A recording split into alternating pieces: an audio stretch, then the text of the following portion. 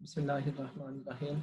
Let's start our sixth lecture, uh, which is on the calculation of moment of inertia. The outlines of this lecture is the calculation of moment of inertia, and then we will discuss about the parallel axis theorem. तो first start करते हैं calculation of moment of inertia. We can calculate the moment of inertia of an extended rigid object by imagining the object to be divided into many small elements. Then, by definition, I is equal to summation over I, Ri square delta Mi. अगर अब यहाँ पे delta M आई जो है ये approach करे zero को, इसका मतलब ये है कि हमने उस ऑब्जेक्ट को बहुत ही छोटे छोटे पीसेस में डिवाइड किया हुआ है. अगर हमने उस ऑब्जेक्ट को बहुत ही दैट इज रिजिड ऑब्जेक्ट, नोट करना है, रिजिड ऑब्जेक्ट को हमने बहुत से छोटे छोटे पीसेस में डिवाइड किया हुआ है, तो फिर हम कह सकते हैं कि हर पीस का जो मैस है वो अप्रोच कर रहा है जीरो को. अगर इस इक्वेशन में डेल्टा एम अप्रोच कर रहा हो जीरो को, तो हम इस इक्वेशन को ऐसे लिख सकते हैं I is equal to limit delta M approaches to zero और summation over I R I square into delta M I. अगर लिमिट अप्रोच कर रही हो जीरो को, तो हम उस समीशन को इंटेग्रल में चेंज कर सकते हैं. अगर हम इस समीशन को इंटेग्रल में चेंज करते हैं तो ये आ जाएगा integral over r square dm. This is our equation number 1. It is easy to calculate moment of inertia in terms of volume of the elements rather than their masses. तो अगर हम मैस को वॉल्यूम की term में represent कर लें तो moment of inertia को कैलकुलेट करना आसान हो जाएगा. Let's do this with the above equation. और चूंकि हमें इस बात का पता है कि रो जो है, रो यहाँ पे क्या है, डेंसिटी है, वॉल्यूमेट्रिक डेंसिटी है. नेक्स्ट पेज पे हम मुख्तलिफ जो डेंसिटीज हैं उनकी टाइप्स पढ़ेंगे. Rho is equal to mass per unit volume. ठीक है. From equation 2, mass of small element dm will be equal to rho dv. So equation 1 can be written as I is equal to integral rho r square dv. This is equation number 3, right? We should correct this one. This is equation number 3, not 31, right? For the homogeneous objects कौन से हैं? जिनमें mess जो है वो equally distributed हो, uniformly distributed हो, ऐसे ऑब्जेक्ट्स को हम होमोजीनियस ऑब्जेक्ट्स कहते हैं. In homogeneous objects, rho is constant and the integral can be evaluated easily. But if rho is not constant, then its variation with position must be known to complete the integration, right? और ये है कि different types of densities बताई हुए हैं with respect to mass distribution. अगर तो हम एक वॉल्यूम की बात करें तो हम कहते हैं उसे volumetric mass density which is the rho is equal to m over v, यानी कि मैस पर यूनिट वॉल्यूम. और सरफेस मैस डेंसिटी, जब हम कोई एरिया सेलेक्ट कर रहे हैं, उस एरिया में जो उसकी डेंसिटी देखनी है उसे सिग्मा से रिप्रेजेंट करते हैं, which is m divided by a, यानी मैस पर unit area. It can also be written as sigma is equal to rho into t. t क्या चीज है? यहाँ पे थिकनेस ऑफ द शीट. ठीक है. यानी volumetric mass density multiplied by thickness, ये इक्वल आ जाएगा आपके पास सिग्मा के. सिग्मा क्या चीज है? Surface mass density. Linear mass density क्या चीज है, को कैसे रिप्रेजेंट करते हैं? लीनियर मैस डेंसिटी को रिप्रेजेंट करते हैं लैम्डा से, and lambda is equal to m over l. l यहाँ पे क्या चीज है? Length. m is the mass, m by l mean mass पर यूनिट लेंथ. ठीक है. तो आगे एक एग्जांपल है. इस एग्जांपल में ये कहा गया है कि calculate the moment of inertia of a uniform rigid object of rigid rod of length L and mass M about an axis perpendicular to the rod. जो रॉड है जहाँ पे इसके परपेंडिकुलर एक्सिस कौन सा होगा, ये वाई एक्सिस होगा and passing through the centre of mass, और ये जो वाई एक्सिस है ये इस रॉड के सेंटर ऑफ मास से गुजर रहा है। तो इसको सॉल्व करते हैं, स्टार्ट करते हैं इसकी लीनियर मास डेंसिटी से। Density is equal to mass over length for element dm, lambda is equal to dm over dx। ठीक है, तो यहां से हम dm कैलकुलेट कर लेंगे, dm is equal to lambda dx, और लैम्डा को हम लिख सकते हैं m/l, तो इस तरह ये इक्वेशन बन जाएगी m/l into dx। We have I के साथ y क्यों लिखा हुआ सबस्क्रिप्ट में, इसका मतलब ये है कि हम मोमेंट ऑफ इनर्शिया कैलकुलेट कर रहे हैं about the y axis. I is equal to integral r square dm, जो कि अभी हमने फार्मूला पढ़ा, जहां पे r स्क्वायर यानी r को रिप्लेस किया हुआ है x के साथ, क्योंकि ये जो रॉड है ये along the x axis parallel to the x axis बढ़ा हुआ है। तो इस तरह ये सेंटर से लेके ये इसके एंड तक का जो डिस्टेंस है वो उसको x से रिप्रेजेंट किया हुआ है। इस तरह x square multiplied by m over l dx is equal to m/l constant है, इंटीग्रल से बाहर आ जाएगा और इंटीग्रेशन है x के ऊपर, और x को हम इन टर्म्स ऑफ लेंथ अगर लिखें तो लेंथ टोटल रॉड की टोटल लेंथ जो है वो l है, तो ये हाफ कितनी हो जाएगी l/2। तो ये हमारे पास इक्वेशन आ जाएगी m/l integral minus l/2 to plus l/2 x square dx। ठीक है, तो ये moment of inertia about y axis is equal to m/l x cube over 3, जो लिमिट है minus l/2 to plus l/2 which is equal to 1 divided by 12 ml square.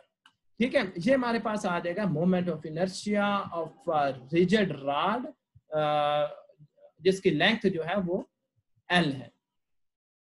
ठीक है, अच्छा, next जो स्लाइड है, नेक्स्ट स्लाइड पर हम एक और एग्जांपल सॉल्व करेंगे। वो एग्जांपल क्या है कि uniform solid cylinder, a uniform solid cylinder has a radius r,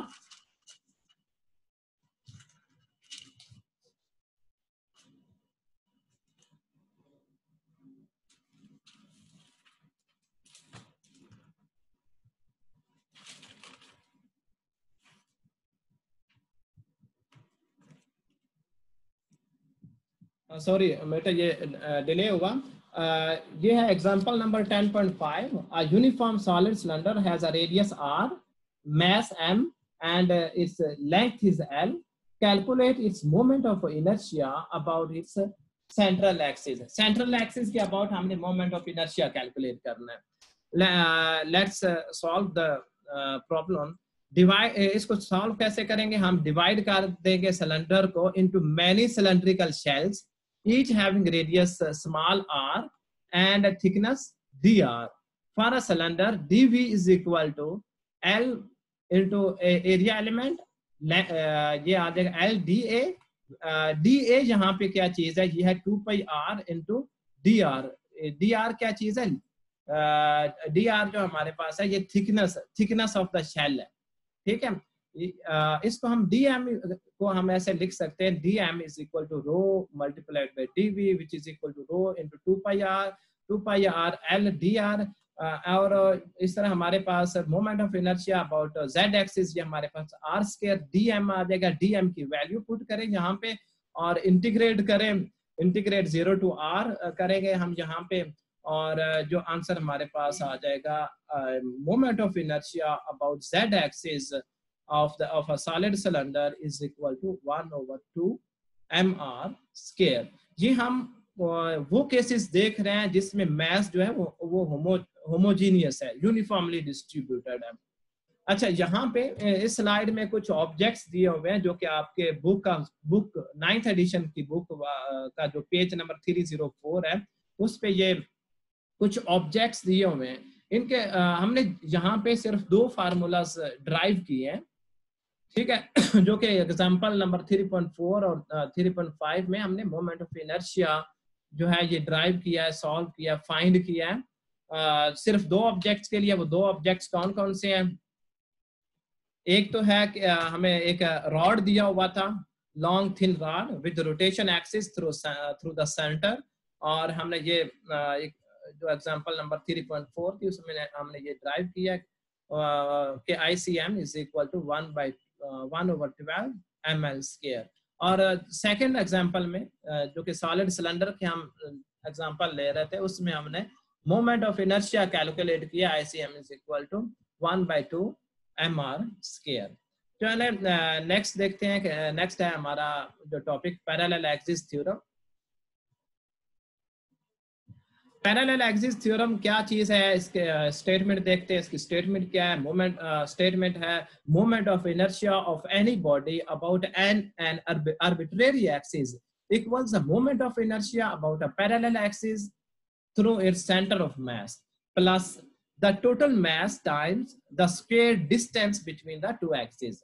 इसे हम मैथमेटिकली कैसे लिख सकते हैं? I is equal to ICM moment of inertia about centre of mass plus m d²। m क्या चीज है जहां पे?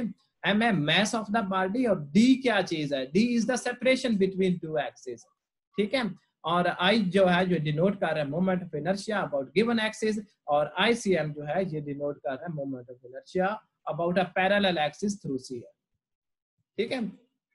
इसको हम प्रूव करते हैं। प्रूव करने के लिए ये हम सबसे पहले ये फिगर ए दी हुई है। फिगर ए में क्या है कि एक z एक्सिस है जो कि पैरेलल है। किसके पैरेलल है? Axis through the centre of mass के पैरेलल है। अगर ये रोटेट करता है अबाउट द ये मास, अगर ये ऑब्जेक्ट अगर रोटेट करता है about the z axis, sorry about the CM centre of mass, तो इसका मोमेंट ऑफ इनर्शिया हम कैसे कैलकुलेट करेंगे? और उसे अगर हमें उसका moment of inertia through the centre of mass पता हो तो हम मोमेंट ऑफ इनर्शिया उसके पैरेलल एक्सिस, उसका जो पैरेलल एक्सिस है उसके अबाउट मोमेंट ऑफ इनर्शिया क्या होगा वो हम देखते हैं। इसके लिए हम कंसीडर करते हैं, consider a thin slab in XY plane, और सपोज करते हैं कि given axis passes normally through the origin, और हम ये भी कंसीडर करते हैं कि small mass element dm of the object at xy और xy 0 मीन्स ये पोजीशन बताई हुई है xy 0, यानी z एक्सिस 0 ले रहे हैं विद रिस्पेक्ट टू ओरिजिन। और अब हम अगर कंसीडर करें इस एक्सिस यानी इस कोऑर्डिनेट सिस्टम के पैरेलल में एक और सिस्टम ले जिसे हम x डैश y डैश और z डैश से रिप्रेजेंट करेंगे। तो उसको अगर हम कंसीडर करें, now consider another parallel axis y prime which passes through center of mass, and in this frame dm is at x prime y prime on 0. D is the distance between origin and the center of mass. cm is और यहाँ पे next जो हम देखेंगे इसमें cm को मैंने represent किया c से इंस्टेड ऑफ cm, ठीक है। और oc जो है ये इक्वल है d के, ठीक है। तो हमारे पास ये आ जाएगा d² is equal to x² cm plus y² cm, और now about y axis I is equal to r² dm। ये हमारे पास इक्वेशन नंबर 2 आ जाएगी। ये सॉल्व किया हुआ है कि I जो है ये हमारे पास है integral x² plus y² dm। I को हम दूसरे कोऑर्डिनेट में लिख सकते हैं कैसे कि हमने फिगर से ये हम देख सकते हैं कि x is equal to x² plus xcm। इसी तरह y is equal to x is equal to x dash plus xcm। इसी तरह y is equal to y dash plus ycm, और z जो है is equal to z prime which is 0। अच्छा, तो ये जो वैल्यूज हैं x² और y² की, अगर हम इनको रिप्लेस करें इस इक्वेशन में तो हमारे पास आ जाएगा integral over x prime square plus xcm का square plus y prime plus ycm का स्क्वायर dm। और अगर हम इस स्क्वायर को ओपन करें तो हमारे पास ये formula a² plus b a plus b whole का square is equal to a² plus b² plus 2ab। आपने ये फार्मूला पढ़ा हुआ है प्राइमरी स्कूल में। तो ये फार्मूला अप्लाई करेंगे तो इस स्क्वायर को हम ओपन कर लेंगे, ठीक है। और फिर नेक्स्ट टर्म में हम क्या करेंगे कि जो टर्म्स हमारे पास कांस्टेंट है उनको इंटेग्रल से बाहर लिख लेंगे और इंटेग्रल जो है ये बहुत ही सिंपल है, जिसको हम सॉल्व कर लेंगे। तो जो हमारे पास इंटेग्रल, 4 इंटेग्रल आ गए। इन 4 इंटेग्रल में जो moment of inertia is equal to integral over x bar square plus y bar square dm. इसको मैंने लिख दिया, ये टर्म फर्स्ट टर्म है। इसी तरह 2xcm कांस्टेंट है इंटीग्रल से, इसलिए बार लिखा हुआ है, x बार dm, इसको हम लिखा है, ये हमारी सेकंड टर्म है, प्लस 2ycm इंटीग्रल y बार dm, ये हमारी थर्ड टर्म है, plus xcm square plus ycm square integral over dm, ये हमारी फोर्थ टर्म आ जाएगी।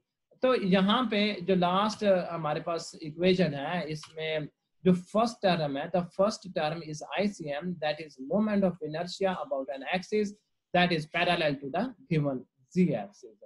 इसी तरह जो फोर्थ टर्म है, fourth term is equal to md square, और इक्वेशन नंबर 1 से हम इसको देख सकते हैं।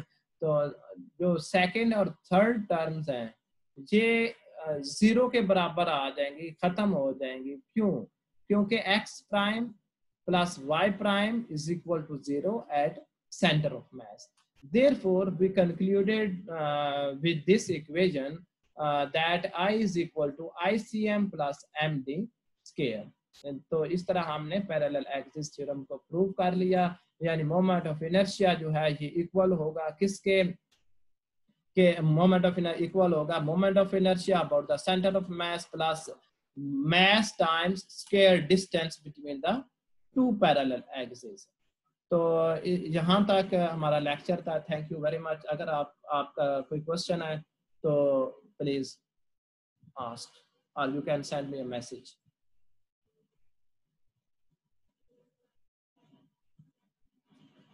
Thank you very much.